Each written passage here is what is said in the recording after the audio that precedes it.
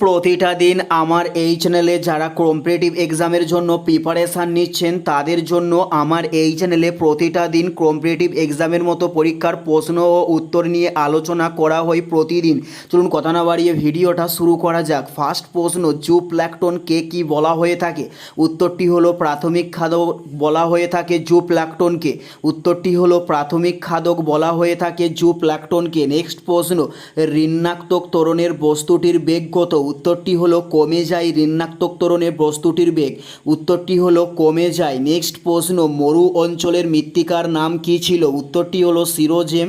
মরু অঞ্চলের মৃত্তিকার নাম ছিল। উত্তরটি হলো সিরোজেম মরু অঞ্চলের মৃত্তিকার নাম ছিল। নেক্সট প্রশ্ন হলো পঞ্চায়েত রাজের সর্বনিম্ন স্তর কোনটি? উত্তরটি হলো গ্রাম পঞ্চায়েত। পঞ্চায়েত রাজের সর্বনিম্ন স্তরকে বলা হয়ে থাকে।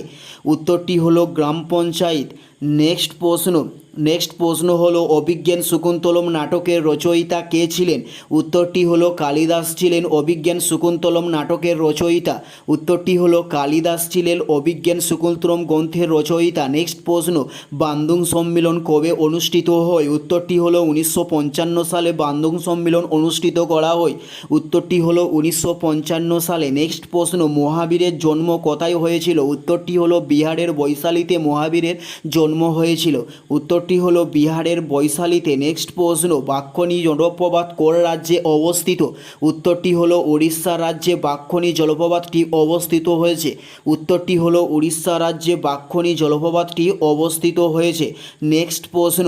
নেক্সট প্রশ্ন হলো পেট্রোলের রাসায়নিক নাম কি? উত্তরটি হলো গ্যাসোলিন। পেট্রোলের রাসায়নিক নামকে বলা হয়ে থাকে। উত্তরটি হলো গ্যাসোলিন। পেট্রোলের রাসায়নিক নামকে বলা হয়ে থাকে। নেক্সট প্রশ্ন, আত্মীয় সভাকে প্রতিষ্ঠা করেন? উত্তরটি হলো রাজা রামমোহন রায় আত্মীয় সভাকে প্রতিষ্ঠা করে থাকেন। উত্তরটি হলো রাজা রামমোহন রায়। এটাই ছিল এই ভিডিওর লাস্ট প্রশ্ন। আর কোন ধরনের শিক্ষণীয় ভিডিও আপনারা প্রতিদিন দেখতে চান অবশ্যই কমেন্টে লিখে জানাবেন। পুরো ভিডিওটা দেখার জন্য আপনাদের প্রত্যেককে আমাদের ইউটিউবের পক্ষ থেকে রইল অসংখ্য ধন্যবাদ। Thanks for watching.